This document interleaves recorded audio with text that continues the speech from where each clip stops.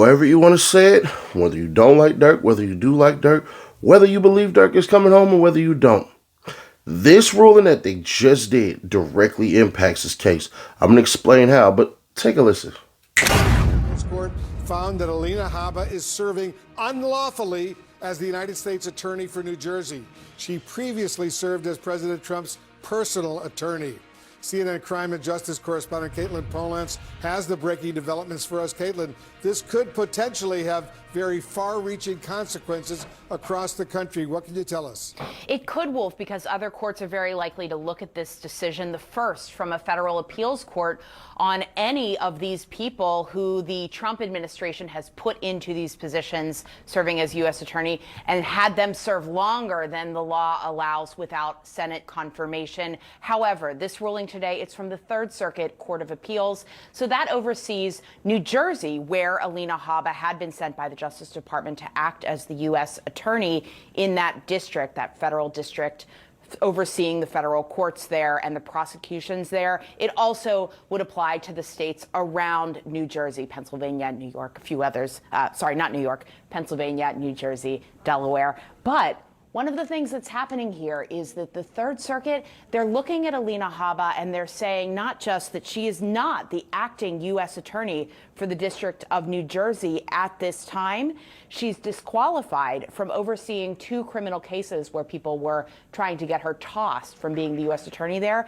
Wolf, she is also in a situation where the court's looking at what the Justice Department did and said, the way the Attorney General, Pam Bondi, the way the Trump administration was trying to give her power without having congressional approval of her in that job, it's just not going to work. Here's a quote from the ruling. This is all 3 judges on the Third Circuit panel today. Under the government's delegation theory, Habba may avoid the gauntlet of presidential appointment and Senate confirmation and serve as the de facto U.S. attorney indefinitely. This view by the Justice Department is so broad that it bypasses the constitutional appointment and Senate confirmation process entirely. The Justice Department had argued in the court that if they can't do something like this, put somebody in power in a U.S. attorney position like this when there isn't anyone that was Senate confirmed, that it would erode their ability to have the federal government functioning as that part of the Justice Department. The court said that's just not the case, and that's where the implications lie. This could be something then that other courts look at when they weigh where other U.S. attorneys have not had Senate confirmation, whether they can continue serving. Also something the Supreme Court is very likely to have to take up at some point in time, whether it's with Alina Habba or another U.S. attorney, someone say like Lindsey Halligan in the Eastern District of Virginia, who was disqualified from some cases and had those cases dismissed against James Comey, Letitia James, just last week. Now, here's the thing. They could, like we said before in the YNW Melly case, I'm going to have to get an update on that one. Remember when we said over here that, hey, they had 15 days if they wanted to basically have the judge rehear from the decision that they had with the broad evidence? Well, now they basically have the ability to say, let's rehear this because you erred right here and we're going to point out this, this, and this. But also the Supreme Court. But it was something far crazier that happened because, granted, this really affects a certain region of the states, but it kind of doesn't because this is the first ruling of its kind. What you talking about, Nash? Well, there were words that y'all seen at the bottom that I really believe you guys would benefit the most from to truly understand what the hell this just happened and why this is a huge ass win for Durk. Y'all ready? Roll it. I really, really want to read this one, right? So we're just going to go down and read. Federal Appeals Court on Monday found that Habba, President Donald Trump's former personal attorney, is serving unlawfully as U.S. Attorney for New Jersey, dealing a legal blow to the Trump administration that could have far-reaching consequences on the other appointments across the country. A third panel of 3 appellate judges with Third U.S. Circuit Court of Appeals upheld a lower court's finding that the administration violated the law when it used a series of maneuvers to install Habba in her position after failing to win Senate support. Under the government's delegation theory, Habba may void the gauntlet of presidential appointment and Senate confirmation and serve as a de facto U.S. attorney indefinitely, the unanimous panel wrote. This view is so broad that it bypasses the constitutional appointment and Senate confirmation process entirely. The ruling could impact what happens in several key jurisdictions where the Trump administration doesn't have Senate-confirmed U.S. attorneys, including the Los Angeles and Las Vegas areas. This is why this is massively important. Last week, a district court threw out 2 indictments against former FBI Director James Comey and New York Attorney Letitia James after finding Lindsey Halligan, the U.S. attorney for the Eastern District of Virginia, was serving unlawfully, while the Third Circuit's decisions, cover New Jersey, Pennsylvania, Delaware, and the U.S. Virgin Islands. Appeals court cases are often given deference in other parts of the country, especially when they're dealing with novel legal issues, meaning these are the first time we are hearing of this. It isn't clear who will lead the U.S. Attorney's Office following the court's ruling. The Justice Department could appeal the case further by asking the full bench of Third Circuit judges to rehear the argument or go directly to the Supreme Court. An attorney for Julian Gerard Jr., one of the 3 defendants who challenged Haba's eligibility, praised the ruling. The panel issued a clear and carefully reasoned decision that recognizes the extraordinary power vested in the United States attorneys and reinforces the limits Congress has set on a person who may occupy those positions, said Thomas. I don't know how to say that last name. I ain't even going to butcher it. We appreciate the court's thoughtful approach to the clarity it brings to this important issue. In a district where United States attorneys were found to be serving unlawfully, criminal cases have mostly continued, although some judges have postponed trials or sentencing to date, except in the cases involving Halligan. Judges have not dismissed indictments of the defendants who brought and won the challenges because they found other prosecutors were involved. Trump's lawyers appealed the ruling by Judge Matthew Brand, saying he erred when he found that Haba is not serving legally because she was not first assistant United States attorney when the U.S. attorney vacancy arose. They also argue Haba should be able to act as United States attorney on authority delegated to her as a special attorney from Attorney General Pam Bondi. Trump named Haba interim U.S. attorney for New Jersey earlier this year as a $120-day clock for interim appointments was set to expire, and it was clear the district court judges were not going to name her U.S. attorney. Haba resigned. Bondi named Haba special attorney. Oh, come on now.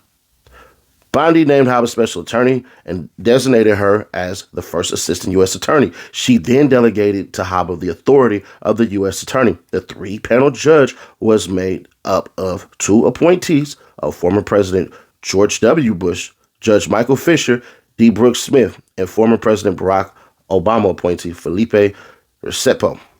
We're going to leave it right there. We use this analogy over here where we basically say, how I can explain this to you all is the equivalent of a principal who basically was an interim principal. This is for Lil Durk stuff, not for the case with goddamn Trump. Trump basically was the superintendent who just put his own principal out of school, and they like, hey, I want you to get rid of these teachers, basically. Well, get rid of these students, basically. And basically it came back and they like, yeah, actually, you kind of can't do that. You have to go through a whole entire process. Now, the thing about this process is that Bilal Esley was actually all right to be the principal, but not the principal for the whole entire year. See, what the United States of America did, the feds in California did, was they just decided to ignore it. So without Bilal Esley essentially being able to become the principal, his rulings are actually not supposed to happen. So when I say this is a huge victory for Durk, because obviously his own lawyers are going to use this.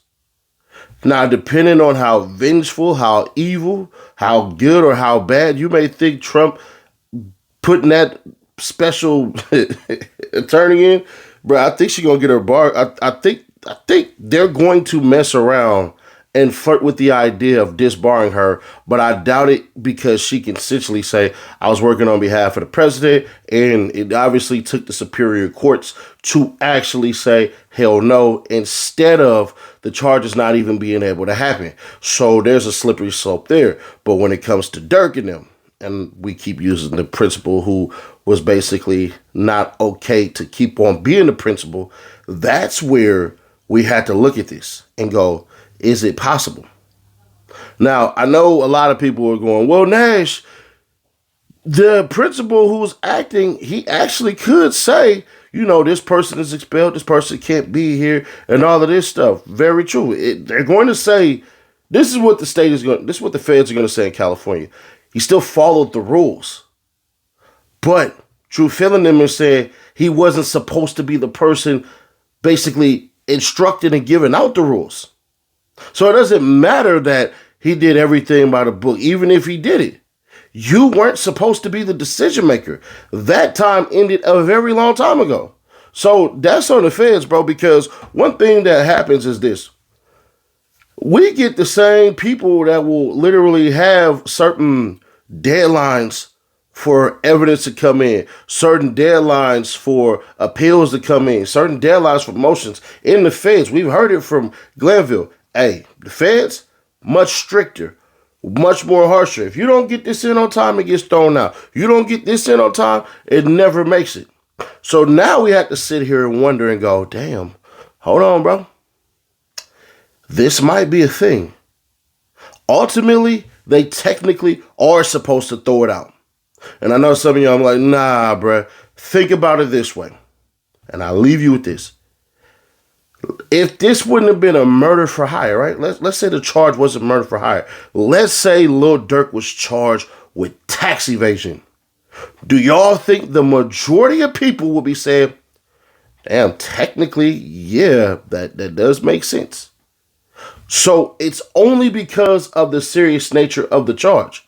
Now, I know some of y'all thinking, well, Ceddy Nash, hey, let's say that does happen. What you think could happen, because I don't believe that they're going to do it. I think what they're going to ultimately say is he was still acting in the right capacity, so they're still going to give a leeway to wait, because if this is the Supreme Court, they damn near have to strike this down. But then it would lead a whole entire new charge and a new floodgate of people basically saying, well, here, and here. And let's be honest, Durk would be on that docket.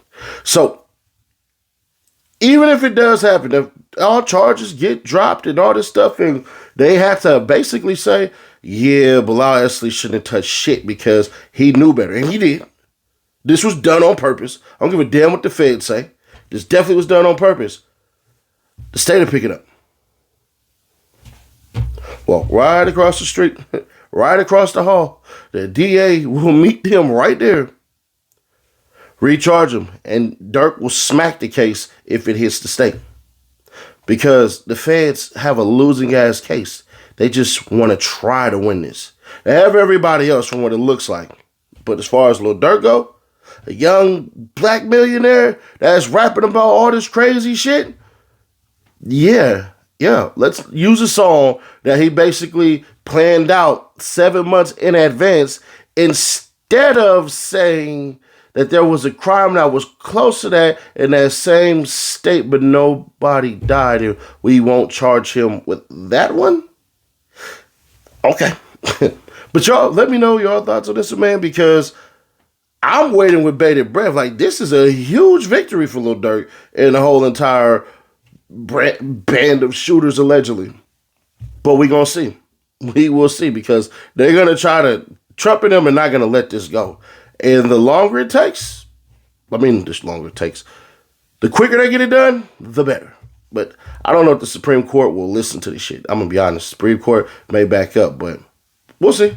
But yeah, click right here to see how Charleston White is trying to manipulate people into going to war that was already mounting some BS ready to fake go to war any damn ways. Some old ass gangbangers sounding old as hell. Click right here, or click right here for the playlist. And click right here for the playlist. I'm sorry. And I'll catch you on the next one. We back fully.